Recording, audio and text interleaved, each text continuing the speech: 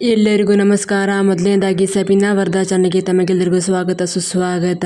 ಇವತ್ತಿನ ಒಂದು video start ಮಾಡುವ ಮುನ್ನ ಯಾರೆಲ್ಲ ನನ್ನ ಚಾನಲ್ನ ಹೊಸದಾಗಿ ನೋಡ್ತಿದ್ದೀರಾ ಒಂದು ಲೈಕ್, ದಯವಿಟ್ಟು ಸಬ್ಸ್ಕ್ರೈಬ್ ಆಗೋದನ್ನು ಮರಿಬೇಡಿ ಅಂತ ಹೇಳ್ತಾ ಇವತ್ತಿನ ಒಂದು ವಿಡಿಯೋ ಸ್ಟಾರ್ಟ್ ಮಾಡೋಣ. ಇವತ್ತಿನ ಒಂದು ವಿಡಿಯೋ ಏನಪ್ಪ ಅಂದರೆ ಮಹಿಳೆಯರ ಸಬಲೀಕರಣಕ್ಕಾಗಿ ಇನ್ನು ಮುಂದೆ 18 ವರ್ಷ ದಾಟಿದ ಪ್ರತಿಯೊಬ್ಬ ಮಹಿಳೆಯರ ಖಾತೆಗೆ ಪ್ರತಿ ತಿಂಗಳು 1,000 ರೂಗಳನ್ನು ಹಾಕುವ ಒಂದು ಹೊಸ ಯೋಜನೆಯನ್ನು ಘೋಷಣೆ ಮಾಡಲಾಗಿದೆ. ಅದು ಯಾರು, ಎಲ್ಲಿ ಘೋಷಣೆ ಮಾಡಲಾಗಿದೆ ಎಂಬುದನ್ನು ಹೇಳ್ತೀನಿ ಬನ್ನಿ.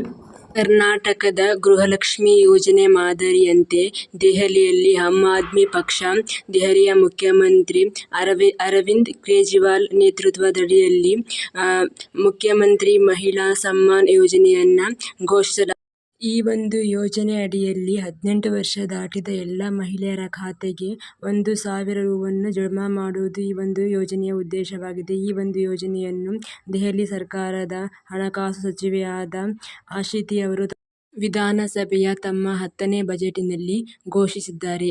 ಈ ತರಹದ ಇನ್ನೊಂದು ಯೋಜನೆ ಕರ್ನಾಟಕದಲ್ಲಿ ಜಾರಿಯಾದರೆ ಹೇಗಿರುತ್ತೆ ಮತ್ತು ಈ ಒಂದು ಮಾಹಿತಿಗೆ ಒಂದು ಲೈಕ್ ಮತ್ತು ಸಬ್ಸ್ಕ್ರೈಬ್ ಆಗೋದನ್ನು ಕಡ್ಡಾಯವಾಗಿ ಮರಿಬೇಡಿ ಅಂತ ಹೇಳ್ತಾ ಅಲ್ಲಿವರೆಗೂ ತಮಗೆಲ್ಲ ಹೃದಯಪೂರ್ವಕ ಧನ್ಯವಾದಗಳು. ದಯವಿಟ್ಟು ಸಬ್ಸ್ಕ್ರೈಬ್ ಆಗೋದನ್ನು